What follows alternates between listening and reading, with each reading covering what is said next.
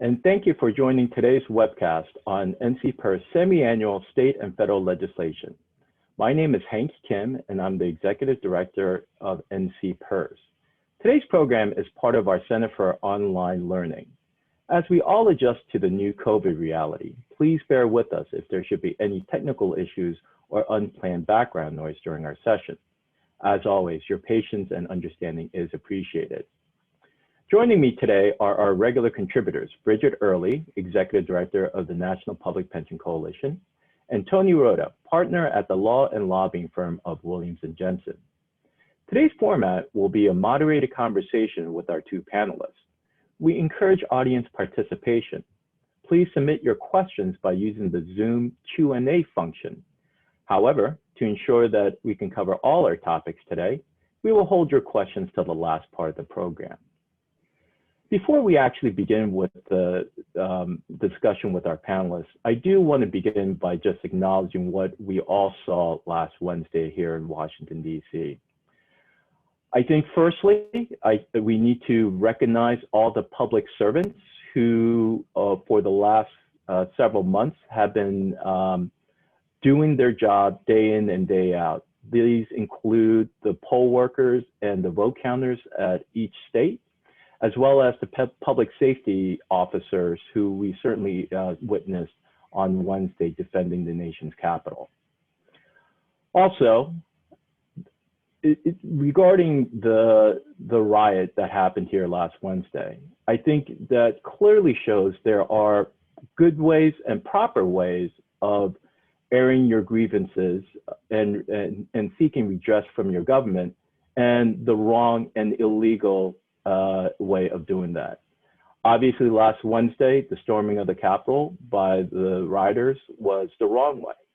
I think the folks who are participating on this call and listening in and watching this video want to lobby, want to interact with our elected officials in a productive, peaceful, and common sense way. So I applaud you for participating in our democracy.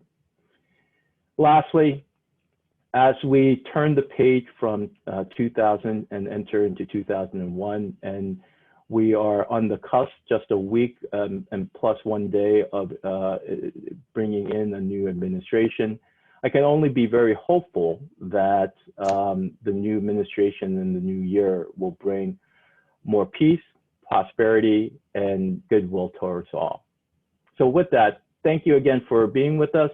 Tony, let me start with you. Can you give us a rundown of the issues, like a quick outline of issues and legislation that we followed in 2002? Or I'm sorry, 2020, excuse me. Of course, thank you, Hank, and thanks for those.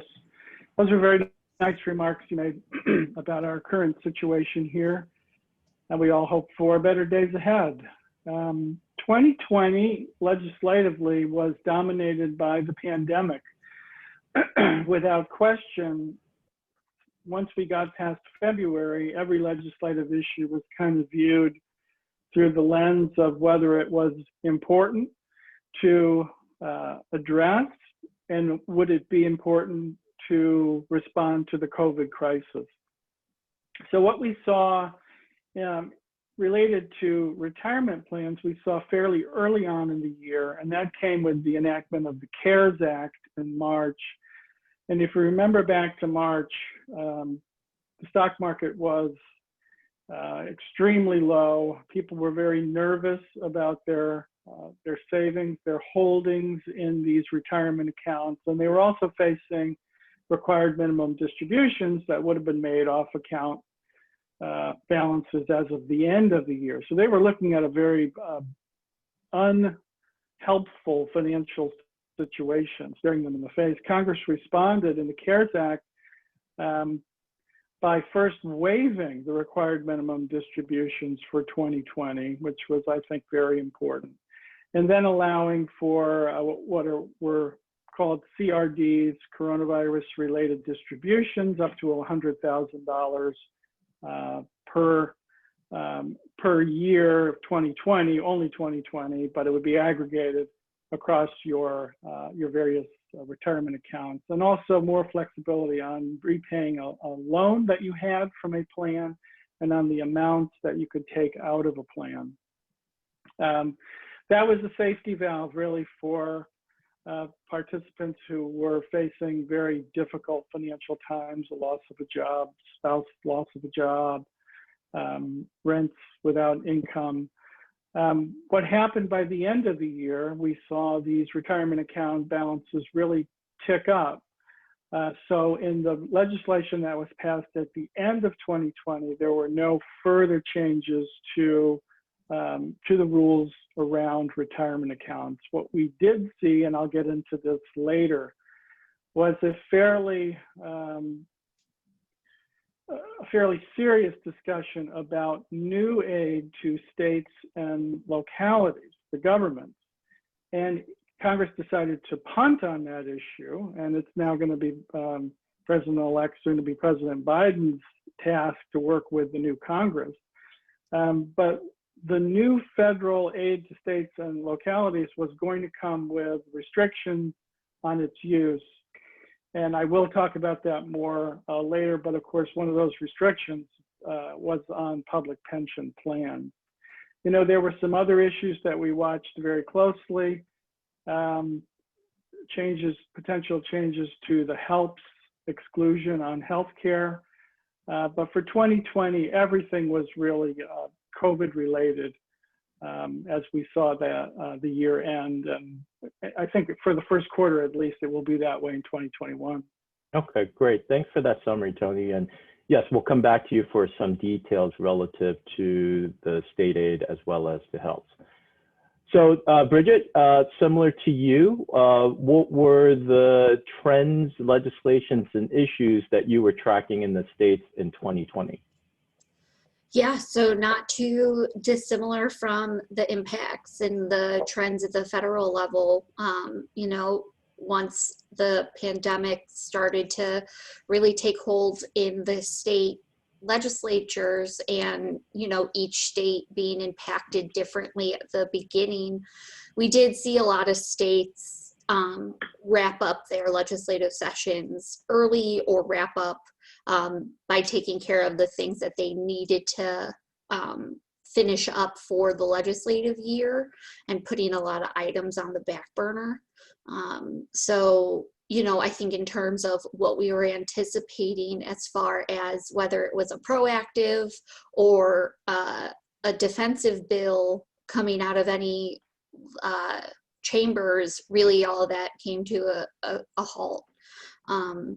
You know, a couple of the things that we did see, though, two of the things that I think I'll talk about in a bit would be, you know, trying to figure out organizationally with our partners in the states, as well as working with your membership on educating members on their benefits. There's a lot of confusion in the spring when Mitch McConnell, you know, made the callous remark of letting states go bankrupt.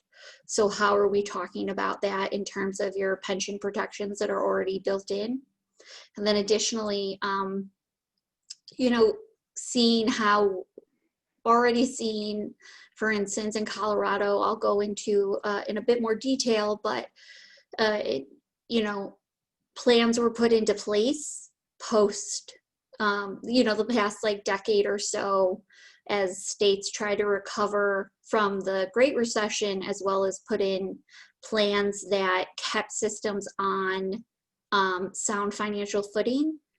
I think what we'll continue to see and have already saw in Colorado is a bit of walk back in the places where walkbacks can happen. So I think that's another trend that we'll likely see and have to fight against. Okay, great. And so, yeah, well, again, we'll turn back to you to get a little bit more color and detail on specific state items you want to highlight. So, Tony, going back to you, yeah, give us a little bit more detail on the issues that you wanted to just put a ribbon on for 2020. Yeah, the one I started to discuss, I'll continue with. So as folks know on this call, many do, in the first responder community, there's a section of the Internal Revenue Code, which we refer to in shorthand as HELPS. It's 402L of the code, and it allows a $3,000 annual exclusion from income for a retired first responder if the $3,000 goes from the retirement, state and local retirement plan directly to the healthcare or long-term insurer provider. So retirement plans have seen this from the being in the middle, and they haven't been enjoying, in many cases, this role of having to make these direct payments to multiple insurers. We've heard stories from around the country about the lack of information flow between the carrier, the plan, in certain circumstances, the plan and the carrier are not even able to communicate about certain items. And the plans really came to us and said, can we get out of this being in the middle role and allow the retired first responder to simply take the retirement distribution from us and turn around and make the insurance premium payment, him or herself. So legislation was introduced on that. It was introduced by Congressman Steve Chabot, a Republican from Cincinnati, HR 6436. And we had a strong Democratic co-sponsor, Kendra Horn of Oklahoma. Unfortunately, Congresswoman Horn lost her re-election bid in Oklahoma. So now we're looking at the new Congress and the potential list of sponsors and co-sponsors for that. Congressman Chabot is returning, but we want to position it in a way that has the best chance of passage. And I would like to bring into that top tier of sponsors, members of the Ways and Means Committee, both Republicans and Democrats. And I would say also on HELPS, be aware that there was separate legislation introduced which would have doubled that annual $3,000 exclusion, taking it to $6,000. So that again is something that we're going to be looking at closely. We've worked well with our stakeholders, our colleagues in this, with the firefighters, with the police organizations. So we're going to continue to do that. And I have hope that if talk about this a little later, but I have hope that if a larger retirement bill passes in 2021 along the lines of the Secure Act that passed at the end of 2019, that we can make a good play at getting that particular fix on HELPS into that larger legislation. Great, thank you, Tony. Bridget, you were referencing Colorado, but I'm sure there are other states and details that you want to circle back to. Yeah, so I think as far as legislation and, you know, I think Colorado being the example because they've gone through the process already. Folks I think are familiar with, if you've been on this webinar before, the discussions around SB 200, which was passed in 2018, which was a compromise bill. Everyone had, you know, a seat at the table to talk about how they were going to put para back on track to make sure that, you know, the system was facing a funding pattern that all sides pitched in on. And by all sides, I mean, you know, both employees and employers, retirees, as well as the state. So everybody, you know, the law put in triggers that would increase employer contributions based on investment returns. The same with the retirees' COLAs being adjusted based on the health of the fund. And then finally, the final piece being that the state would make additional balloon payments of around $225 million each year in order to help make up some of that funding that to help close the gap. And you know, the way the law is set up and the way also the way state budgets work, you know, each budget is created on its own constitutional timeline based on each state. And so I believe Colorado budgets annually, so each year, you know, even though that was put into the law of SB 200, that's not at all a guarantee or a mandate that will occur. And what we saw with the decline of revenues that states, including Colorado, saw at the beginning of the pandemic, we saw that 225 was actually was removed from the budget in order to close some of the other budget gaps. And so, you know, this is an example of, you know, we really appreciate the process that came to SB 200 in the sense that here was a bill in which employees were going to be impacted, but they also had a seat at the table to talk about those impacts. Whereas we've seen other changes to contribution rates and et cetera, where our organization, our partner organizations are left out in the cold until a bill has been introduced.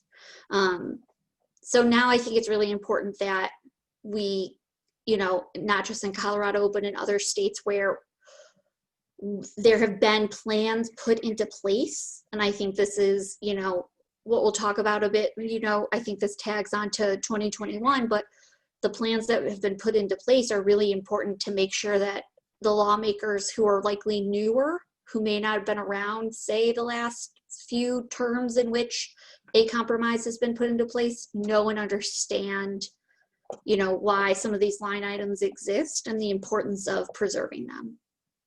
Okay, great. So before we turn our attention to 2021 and what we expect from Congress, the new administration, and at the states, let's just do one more last reflection on 2020 and talk about the elections. So Bridget, I'd like to start with you because I think in the media, the national and federal elections have gotten most of the attention. But from your standpoint, what did 2020 reveal relative to elections at the state levels? Yeah, so I think one of the interesting trends that happened was I think that folks thought that the top of the ticket was going to have a more significant pull on bottom ticket races. But we were also facing an election cycle where voter contact was very different. You really didn't have your typical ability to get out and engage voters, especially if you were running in some of these down ballot races, and to really hammer home the point of how important those local elections are to you as a citizen in your community, the public services you rely on, et cetera. And so I think because of that, we saw not a lot of drastic changes in any of the legislatures. I think one thing that is slightly concerning, I think especially in light of this week's events, is that, you know, a lot of moderates in both parties, I think, have aged out in the state legislature. And with that, I think we see more polarizing candidates taking those places as those different districts trend more, whether they become deeper blue or deeper red. So in cases in which maybe there was an ability to have a legislature where you could build laws around a consensus and have some moderates that maybe you could pull over to either side to get laws passed. I don't know what that looks like now in reality. And I know that it's not a new trend going into 2021, but I do think that it's becoming more firmly entrenched in how our state capitals operate. Yeah, and you know, before we switched over to Tony, but Tony, I would like for your opinion on this too, which is with redistricting coming up and the elections, you know, the likelihood of it becoming the polarization getting exacerbated, I think it certainly is there, right? Absolutely. Yep. Yeah. I mean, without laws that mandate parameters around redistricting, you know, I think there are efforts to have fair, fair redistricting commissions, that the parties that are in power that control, you know, the chambers are going to approach redistricting with that in mind. Yeah, yeah. Tony, from the national perspective, what did 2020 elections reveal to you? You know, well, there were a few shocks. There are always a few surprises with any election.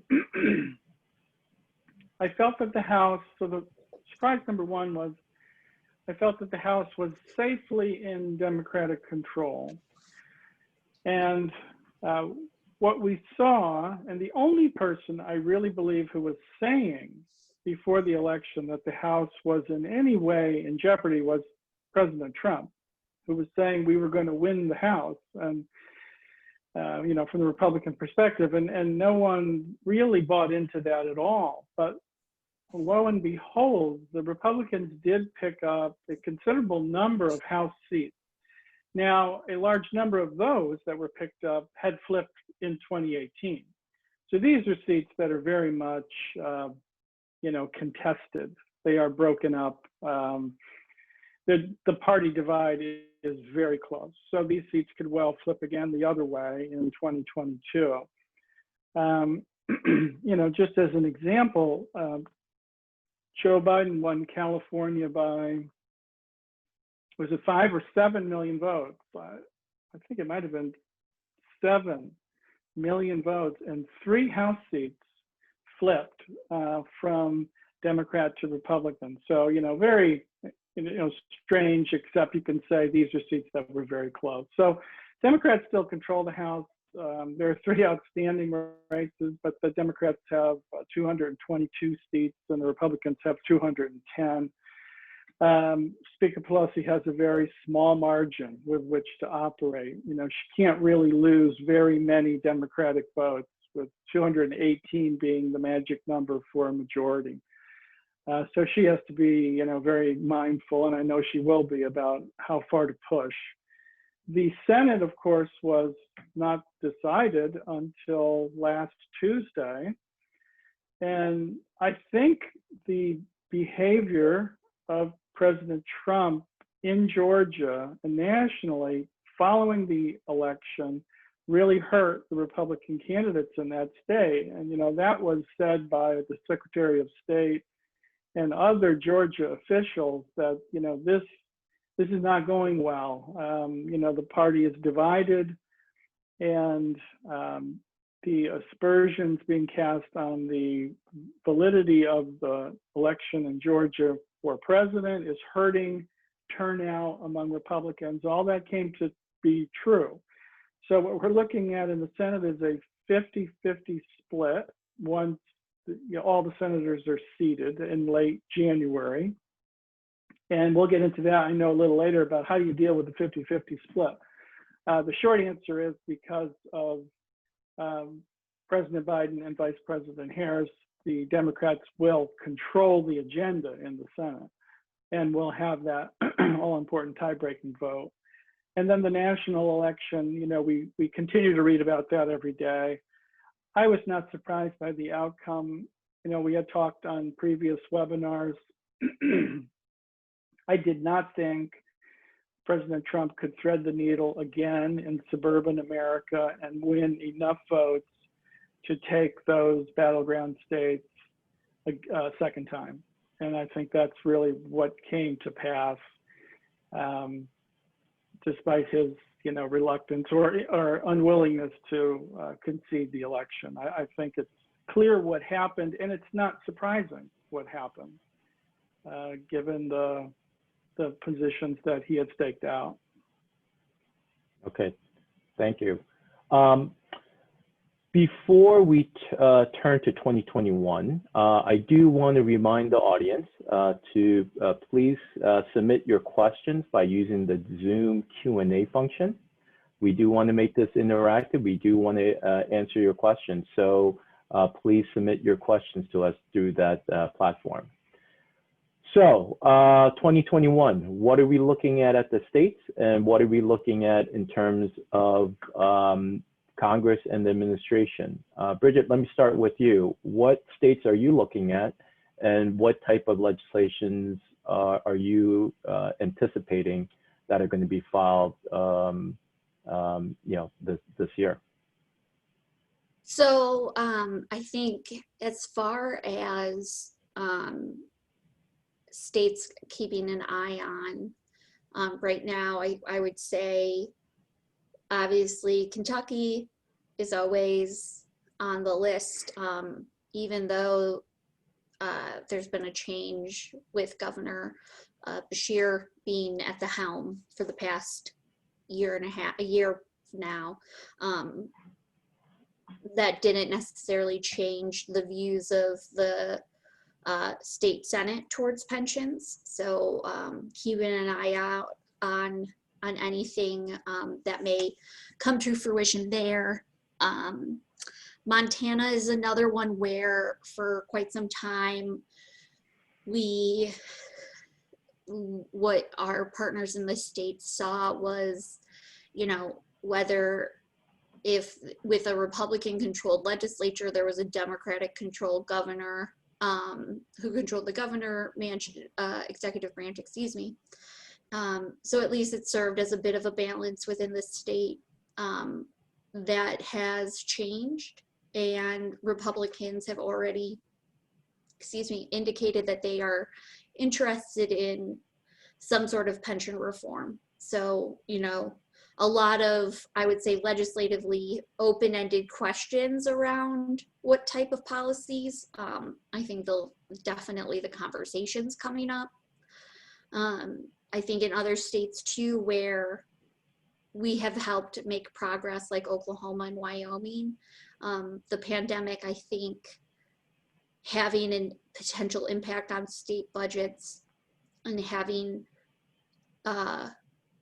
chambers and executive branches that are not going to be keen to raise revenues may again impact what states are able to spend across the board, including investing in public pensions. So I think that's really, and then of course Arizona as well falling into that, because Arizona is one of those states which is such a good example that Paul with ASRS does a really good job of engaging the legislature and really articulates the system and the questions that may come up. And yet there's still opponents that still try to make changes, even though the system is in a healthy place. So there's always those areas too that we come across that can be really frustrating, that identify how little this is about fiscal responsibility and really ideological driven at times. Tony, Bridget's mentioned revenue at the state level a couple of times. You mentioned the prospects, or at least introduced the topic of federal assistance to states. Can you go a little bit deeper into that and what else we can expect in 2021? Yes, absolutely. So as we saw post-CARES Act enactment, which was back in March again, we saw this, and Bridget mentioned Majority Leader McConnell's remarks about letting states go bankrupt. We were in a situation where Republicans did not want to move on further federal aid to states and localities. And despite House passage in May of legislation called the HEROES Act, which included another significant piece of funding for states and localities. The Senate just did not want to move and did not move. As we got closer to the election, we saw the president pushing for action. As we got concluded with the elections, we saw Congress finally come together on another COVID package. But there was a bridge too far on federal aid to states and localities again. And part of it is the discussion about, well, we think it's needed, but then we hear, you know, maybe anecdotally only that, well, this state here has more money, has money that it hasn't allocated. And this state here has money that it hasn't allocated. And by the time you ran all that down, you were out of time in 2020. So Congress was not able to come together on it. Now, for purposes of public pension plans, the last major proposal we saw really coming out of the Senate, but with the White House blessing, or at least I'll say Treasury Department blessing, contained additional funding for states and localities, but that money was prohibited from use in two ways for our community. One, a state or locality could not take the money from the federal government and turn around and put the check or part of it into their state or local pension fund. Now, I don't recall, Hank, anyone really asking that that be done. You know, the pensions at the state and local level also rebounded well. The accounts rebounded well. The investments rebounded well. As Bridget mentioned, there's going to be pressure from employers, the state and local governments, of making their contributions because of their revenue shortfall. But no one was out there asking for federal checks to pension funds, say possibly one instance, but it was not a widespread view. Now, the second condition that would have been put on public pension funds and really on states was a little more problematic and definitely is something we have to keep our eye on going forward. And it wasn't just a prohibition, it was a condition that a state, in order to receive any money from the federal government under this new legislation, proposed legislation, it had to promise that it would not make any changes to its state pension fund that would increase benefits or increase the potential outlay for the employer, the state government. And they used it a baseline, I think, of 2019 to say you couldn't make these changes to increase it in 2020 or 2021. You know, the first prohibition, taking the check, putting into a trust fund, I think we all get that. That was never going to happen. The second one, where take any state and say you can't receive any money unless you basically freeze your pension plan with some accommodations for COLAs. So it's something, it's a precedent that was concerning. It's somewhat a precedent that was attempted back in I think 2016. It was just a higher ed funding bill, but it basically said if you take money for higher ed through this legislation state, then you can only use the funds for a normal pension cost. And defining normal pension costs, of course, poses some complications and caused a lot of concern at the state level. So we have to watch the legislation, Hank, very closely on that as it develops. And I think it's going to develop soon after Biden is sworn in. Okay. So we have some questions. So let me go straight to questions, unless you have other things you just want to make a last point. Bridget, did you have anything? I would like to. Yep. Yeah, I'll go, Bridget, you please.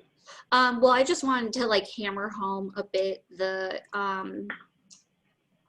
how the paradox around, especially I think the the point you made earlier of these, you know, freezing pension benefits, and really any sort of like preemptive attack on pensions during this whole COVID pandemic, because on what, you know, we've got too many people who, you know, love to call our essential workforce essential heroes, etc., to normalize and feel good about the fact that we're sending them into harm's way, that our state budgets have taken a hit from the increase in inventory of purchasing personal protective equipment, sometimes not enough, that we continue to put essential workers in harm's way without adequate equipment, to then turn around and also say, but we don't really care about you when it comes to your retirement. We don't still know the long-term effects yet of what COVID can do. And so not only are, you know, I don't know, I can't speak to everybody, but like my streets have been clean, my trash has been picked up, I have felt safe, and because my public safety services have not been cut, you know, and I know that children in my area have had access to education. All of those made possible because public workers have shown up each and every day to pivot and continue to provide high-level services. And then we're also saying, but we also don't care enough about whether you have adequate retirement in the future, or we're going to take this as an opportunity to diminish it. So I think that's really one of the things in which it's imperative on, I think, namely organizations such as my own, to lift that up, because it truly is unfair to the people who show up each and every day. Yeah, so well said. Well said, Bridget. Tony, what was your last comment? I was just going to add two potential issue areas for 2021. One is further work on required minimum distributions. You know, we've seen one senior member of the Ways and Means Committee even say, I'm not sure why we have an age trigger at all for required minimum distribution. So, I mean, I think that kind of loses the sense of a retirement account and changes the whole way you would look at it. But there are two proposals, one in each house, to move the age trigger from what is now 72 to age 75. And then the second potential area is infrastructure.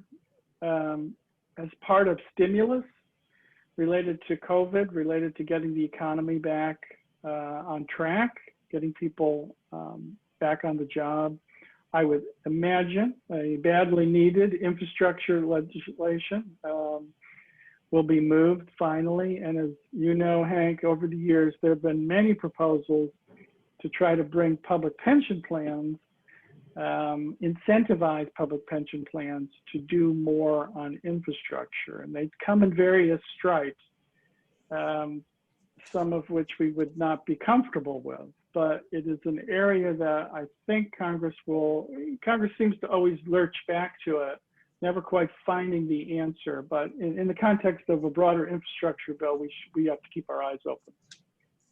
Okay, great. Thank you, Tony. Thank you, Bridget. All right, so our first question is to you, Tony. What do you think of the prospects are for some sort of federal bailout of poorly funded public and or multi-employer pension plans? I think you already addressed the public plans, but if you want to put a finer point on that, and then I guess more to the point, what's the latest with the multi-employer plans? Right, the finer point on public plans would be, I don't see it happening at all from the federal government. In fact, there's a great reluctance to involve themselves in state and local pension plans at all. They don't want to see federal dollars going in that direction. That's how it stacks up today. And I don't see that changing with a party change of control in the Senate in any way. I don't see that changing.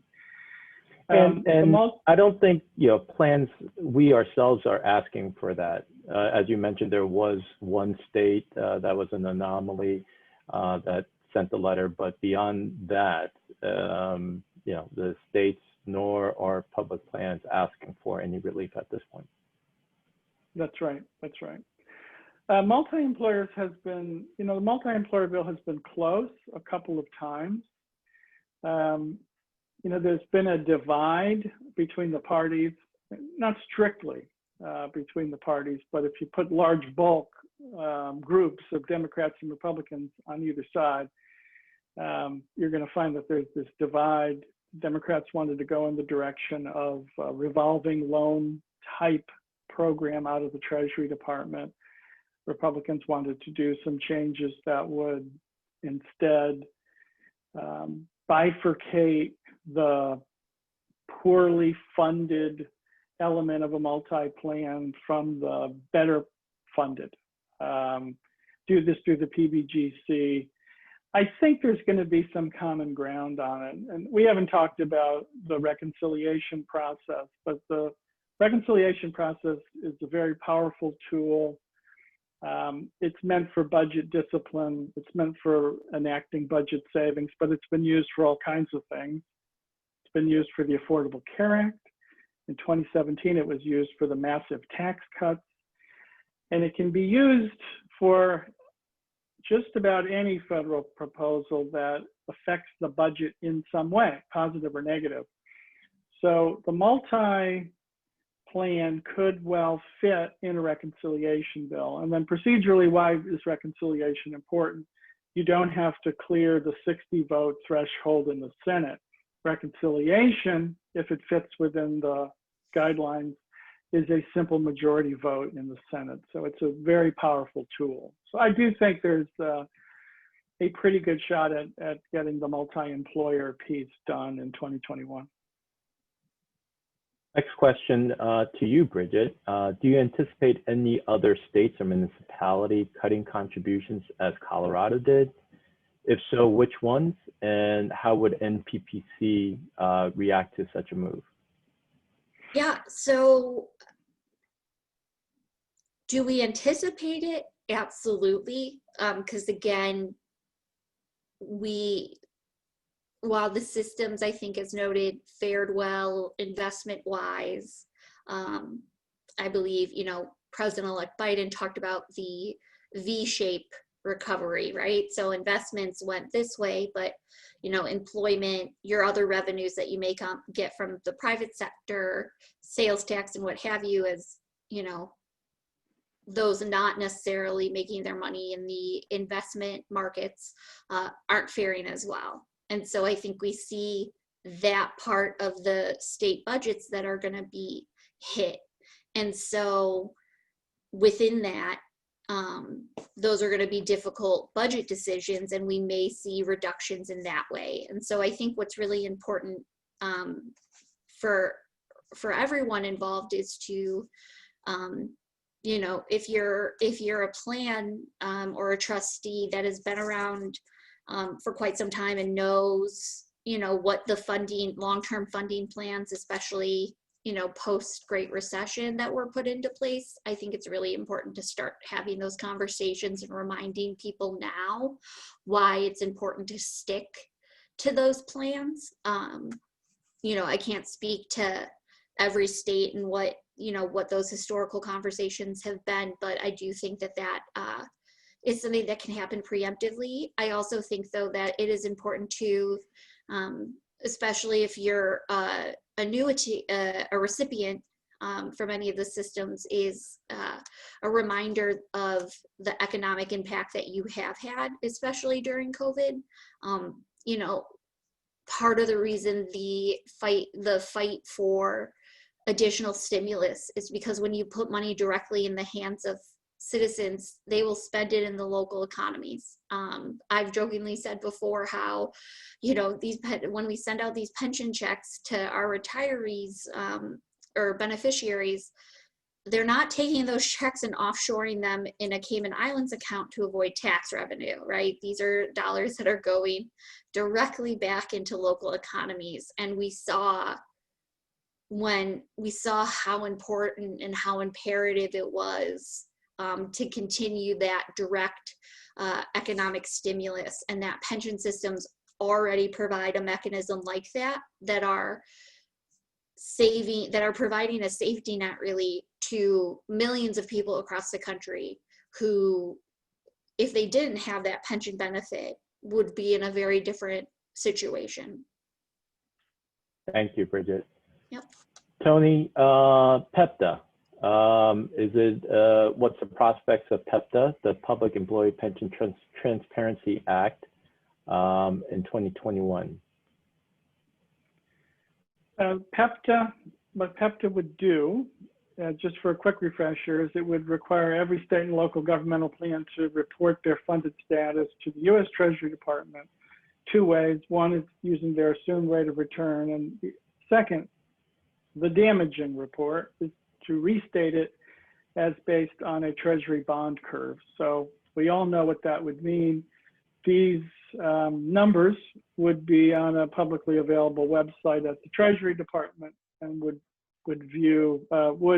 create a situation where more ammunition, although unfounded, would be in the hands of state legislators to make changes, because they would point to this poorly funded plan on paper that PEPTA has required you to report under the bond curve. Congressman Devin Nunes, the winner or the awardee of the Presidential Medal of Freedom last week, is returning to Congress. He is the second most senior Republican on the Ways and Means Committee, which has, of course, sole jurisdiction over the tax code.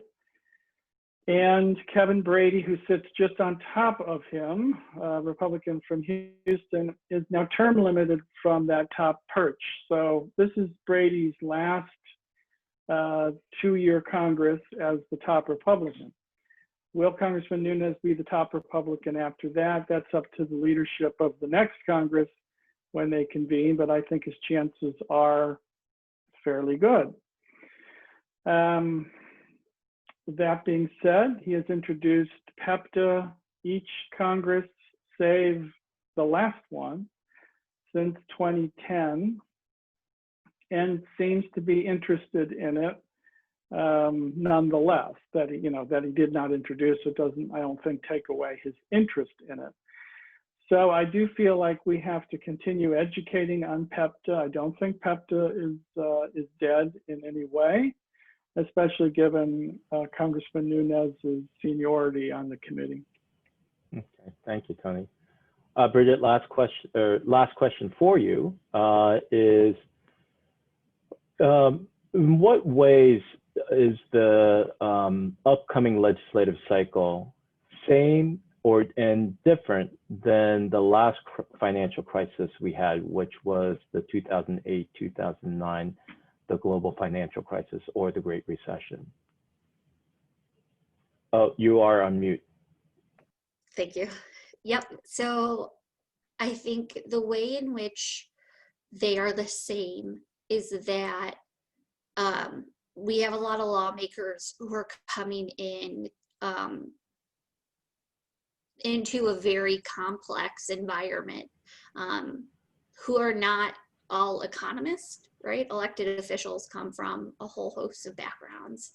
And so, I think in part the uncertainty of the pandemic that continues, even though there are vaccines, how long will it take until things return to a more normal status is certainly unclear.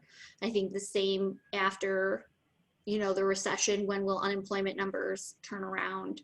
I think in part, an example of what came out last week with the job numbers, that the 150,000 jobs lost were all lost by women. And so I think that, there is a lot of uncertainty, and then a lot combined with the need and the desire to provide an immediate fix.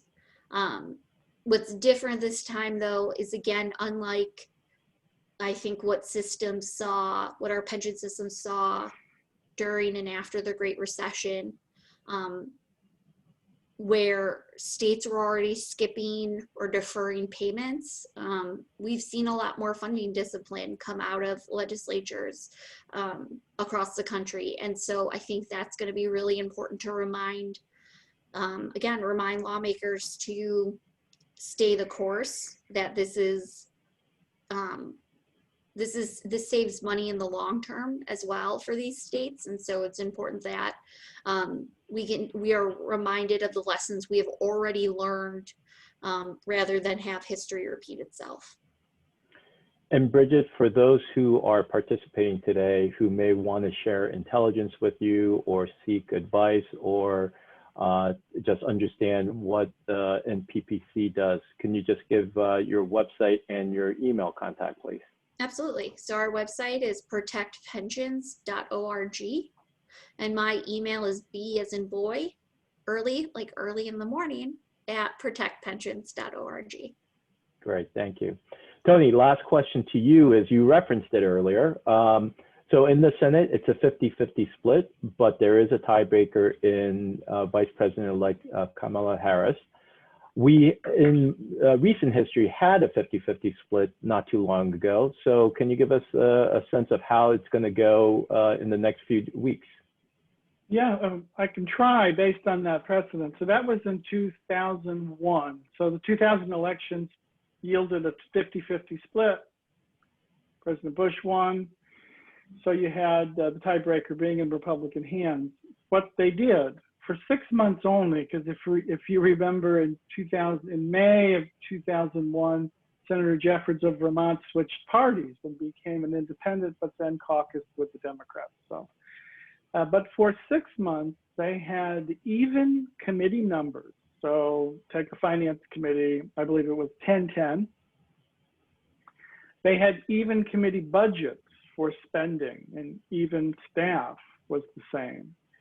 So how could you function with a 10-10 committee? The rules stated that if a piece of legislation were brought to the committee and it failed on a 10-10 vote, failed to be reported, then the majority leader could discharge the committee and bring the legislation to the floor. So any tie votes were not really tie votes. The majority leader could, in fact, discharge the committee and still control the day-to-day floor agenda. I don't know if that, I know that they're looking at that precedent, Hank. I don't know if that's exactly the way they go. It does provide a solution for a 50-50 split. Otherwise, you're rendering the committees, if you do the 10-10, for instance, worthless, basically, because they can't do anything, and what they do, you can't get to the floor. And then there were other procedural facilitations done for Senate floor proceedings. And they are arcane, but there's something called the amendment tree. There was an agreement not to fill the tree with meaningless amendments, just to forestall a real amendment from coming forward. And the other thing, which might be off-putting to some, but so in 2001, for that period of time, a minority members they were allowed to chair the Senate, preside over the Senate. So in the Senate that is beginning, well, it's in place now, but you don't have all the senators seated yet. But you could have a Republican preside over the Senate, and you may see that in the next couple of months. I don't think all of the Republicans would be welcome to do that in the Democratic leadership's eyes, but certainly some would probably be given that opportunity. All right. Tony, Bridget, thank you so much for giving us your insight and your recollection and your wisdom today. And to the people who have tuned in, thank you so much for joining us.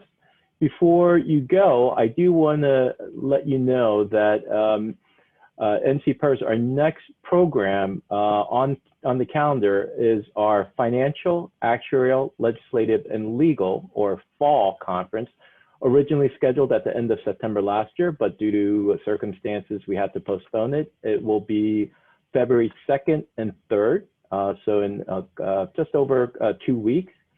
I think it's been announced, but I just want to make sure people know that we do have as our closing keynote speaker the investment relations director at Pfizer to talk about how Pfizer came up with the vaccine, the work that they've done, and from an investment standpoint, what Pfizer and other or pharmaceutical and biotech companies look like going forward. So hopefully folks will be joining us February 2nd and 3rd for our fall conference.